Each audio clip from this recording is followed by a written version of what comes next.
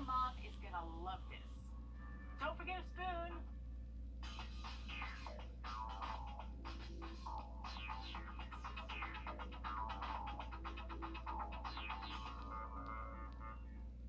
Closed captioning for News 12 is brought to you by Kenneth Nugent.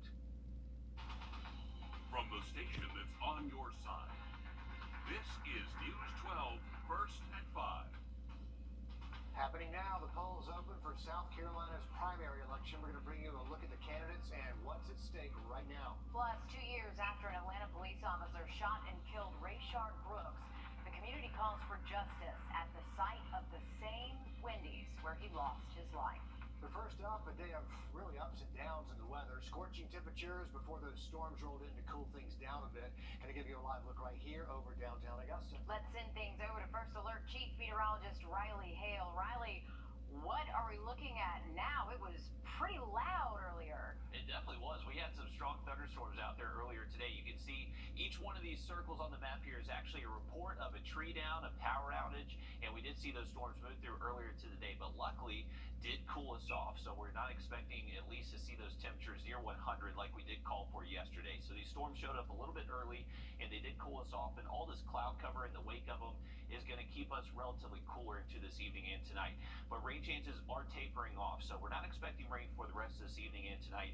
Just some very light showers across places like Swainsboro, Wrightsville, maybe even down south, just south of Sandersville, you may be seeing some rain. But currently speaking, here in Augusta, we're holding steady in the upper 70s. So earlier this morning, just after 10 a.m., it felt like 100 degrees.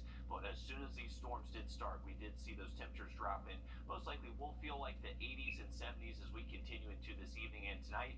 Once again, no rain in the forecast, so if you have any plans outside, just going to be pretty damp outside from those storms earlier. But the rain should hold out until we get to Wednesday, midday into tomorrow afternoon. A slightly better chance to see severe weather on Wednesday. You can see most of us are included in the slight risk. So we have issued a first alert. We'll have much more on that first alert forecast in just about 10 minutes. Riley, thanks. A child rushed to a hospital after being found unresponsive in a Burke County swimming pool this morning. Crews responded to a home on Deer Run Road, that's between Augusta and Waynesboro, to learn a 4-year-old boy had been found unresponsive in that neighborhood pool. When they got there, he'd already been taken by ambulance to a hospital for treatment. They say a nurse on the scene was able to give the boy CPR until first responders arrived. Bullet holes litter a Fulton County neighborhood after a mass shooting over the weekend. 7 people were shot, and the people responsible, they're still on the run. Today, we're hearing from neighbors who want to share the experience, but don't want to go on camera.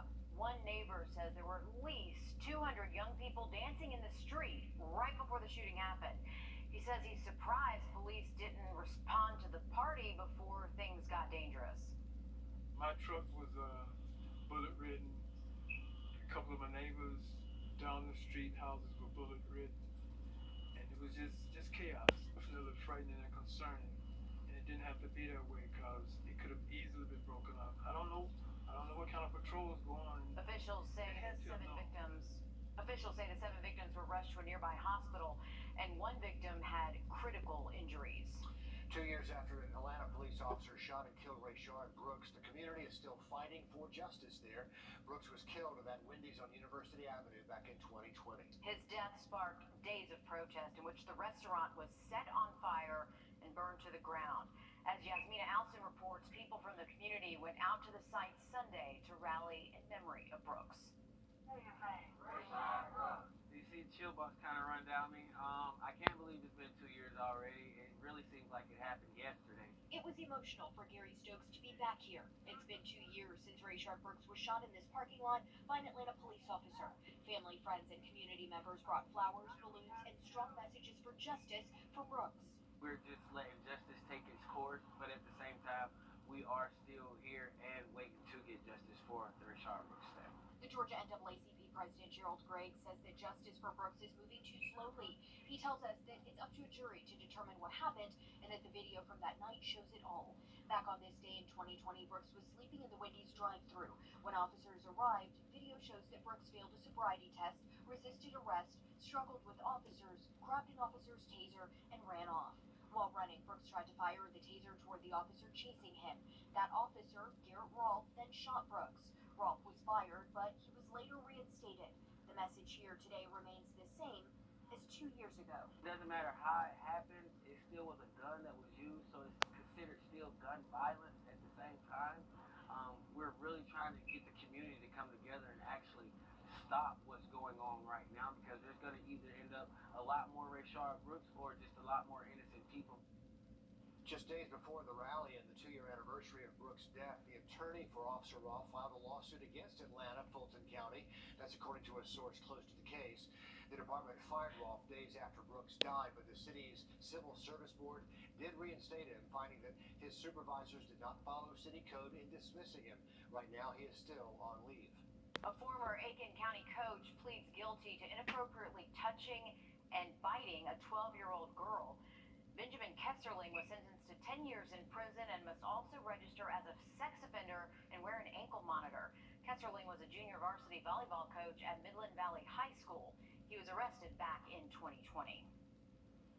A Georgia fisherman in search of treasure stumbles on something else entirely. That discovery ahead. First at 5.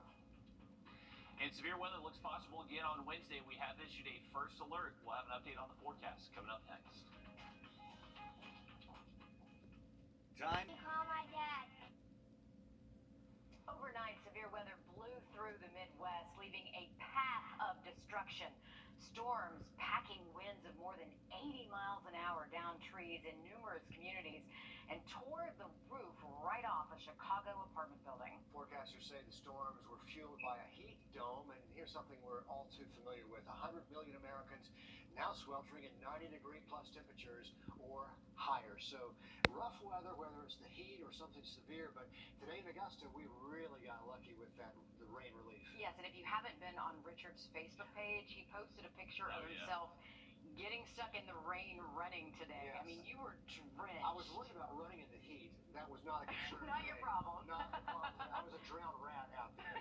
It was crazy to watch because this morning our heat index actually got up to 101 right around 10, 11 a.m. So it was super hot and muggy, but as soon as those storms showed up, they just had that environment to really blow up and blossom. And we did see a number of storms, and luckily it cooled us off into this afternoon. So I do not think we're going to officially see that high of 100 today we were calling for yesterday, but I don't think there's too many complaints out there. But for tomorrow, Wednesday, we do have a first alert issued. A little bit better chance that we actually do see continued severe weather chances on Wednesday. Strong wind gusts, large hail, those heavy downpours will be possible again. And also, it's still going to be very hot and humid on Wednesday. So if those storms hold out until a little bit later into the day, we could see those temperatures get up close to 100. But this is the wave that is now diving south of I-16 and still bringing active severe weather across southwest Georgia. For us here locally, our rain chances are going down for the rest of this evening and tonight. Just tracking some light rain across Washington, Johnson, and Emmanuel County. The rest of us should stay mostly dry into this evening and to tonight. But rain chances will start to ramp up again heading into our Wednesday afternoon. And since we did see a few pockets of just heavy rainfall across the area, if those storms do form in those same areas again tomorrow, we could see some localized flooding issues. But for the rest of this evening and tonight, just kind of generally cloudy and muggy. Temperatures will only drop to the mid-70s by early tomorrow morning. And then watch what happens. We'll wake up in the mid-70s. We'll see this warm up by about 6 hours up until around lunchtime, and we're already seeing temperatures close to 100 degrees. So it's not going to take long for us to warm up and see those dangerously hot temps. But this is what's going to save us tomorrow afternoon, hopefully similar to what we saw today. We'll see these storms really blossom into the afternoon, producing some heavy rain and once again some brief strong wind gusts, maybe even some large hail could be embedded in those storms. So that's why we have issued that first alert. That will last through our Wednesday afternoon up until around sunset Wednesday, but later into Wednesday night we should see that rain really taper off once we move past the 8 o'clock hour. By Thursday, a slightly cooler start to the day, maybe some upper 60s found across the area, but still going to be very hot Thursday afternoon. We should see temperatures at least above average, reaching the mid-90s, still pretty humid, which will likely give way to maybe an isolated storm Thursday afternoon. Slightly less storm chances in the forecast by Thursday. But here's the severe weather outlook for tomorrow. So this is actually a higher risk heading into our Wednesday. Most of us underneath a slight risk, a level 2 out of 5. So scattered severe storms will be possible, mainly for the threat of large hail and those wind gusts that could get up to 60 miles per hour. And storm chances Wednesday, once again, they do start to peak around lunchtime all the way through the afternoon. And then once we move past sunset tomorrow, that's when rain chances do start to go down. It is going to be very hot and humid again tomorrow. We actually do have our western counties under an excessive heat watch. So if they are placed underneath an excessive heat warning, that is for feel-like temperatures over 110. So it's all about the timing of the storms tomorrow. That's why it's technically a watch at the moment. If those storms do move in relatively early in the day Wednesday, then we're most likely not going to see those temperatures hit the upper 90s. But if they do hold out later into the afternoon, it is going to be a very hot day across the river region.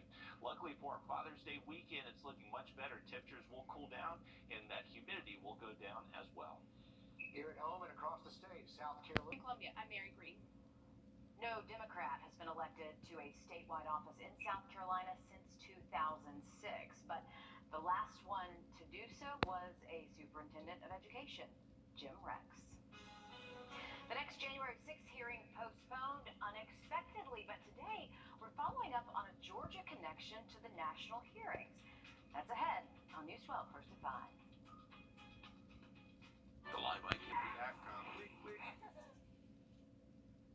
This magnet fisherman from Savannah finds a gun in the water. He says he's used to finding strange things. He's found shopping carts, motorcycles even.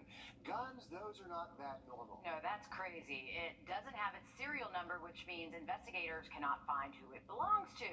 He says he found the gun with the number scratched off, of course, which poses the question of what to do with it.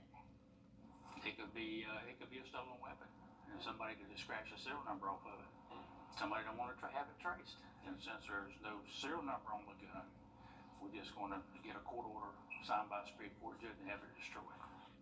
The Bryan County Sheriff's Office is holding onto that weapon for evidence and further testing. It might match something from a crime. So if you do find a gun in the water or really anywhere else, make sure to call your local sheriff's office and let them know. Okay, coming up tonight, a Flag Day ceremony hosted by the Veterans of Foreign Wars post in Aiken. You're invited to attend as they officially retire flags. The ceremony starts at 7 o'clock, and during the ceremony, the VFW will retire the flags with honor, folding them and then burning them in metal barrels. They say burning the flags is the proper way to dispose of a retired flag, and they have more than 400 flags to retire tonight. Today we're saying happy birthday to the U.S. Army. The Army has now been around for 247 years. They look pretty good for that age, Yeah. right? Here's a look at how Fort Gordon is celebrating. These are some photos we're going to show you from the morning post ride run before their cake cutting ceremony.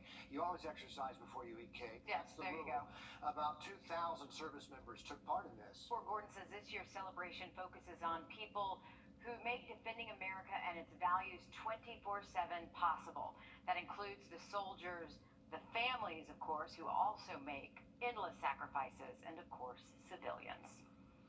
House committee, the one investigating the January 6th attack on the Capitol, says it is postponing the public hearing scheduled for tomorrow. So now the next hearing will be coming up Thursday. The committee didn't say why they're postponing it, though. Yesterday, a former U.S. attorney from Georgia testified. Specifically, the panel asking about Rudy Giuliani's claim that a video of ballot counting in Fulton County showed suitcases of fake ballots. B.J. Pack testifying the FBI found that allegation to be false. The public was not seeing the entire video.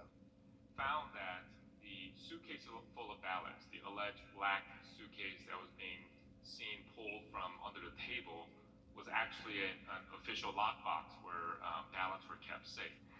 He says the Fulton County elections workers thought they were done counting for the night, so they packed up the uncounted ballots, and when they were told they had to continue counting, they pulled that ballot case back out. Grant me hope. Just into our newsroom, the Columbia County Sheriff's Office says they need some help finding this runaway teenager. They say Alexa Villanueva was last seen walking in the area of Meridian Drive. They believe she left the home there between 9:30 last night and 7 o'clock this morning. If you know anything about her whereabouts, you're asked to call the number right there on the screen. Again, this is in Columbia County.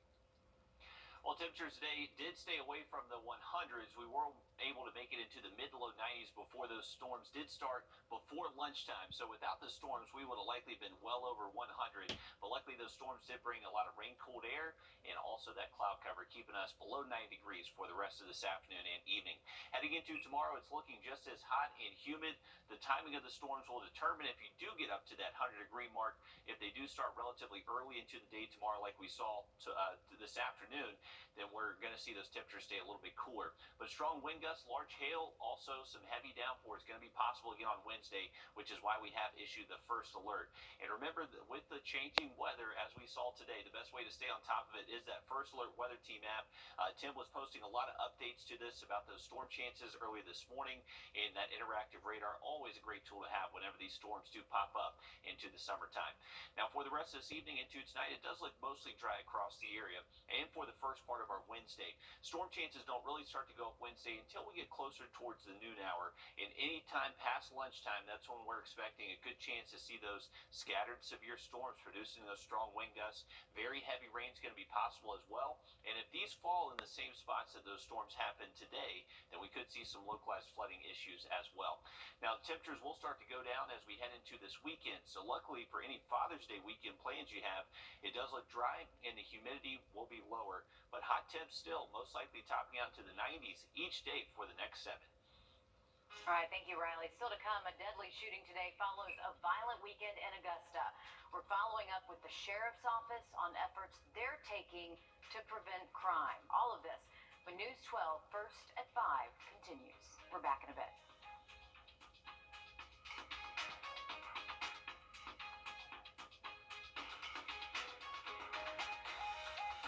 Investigate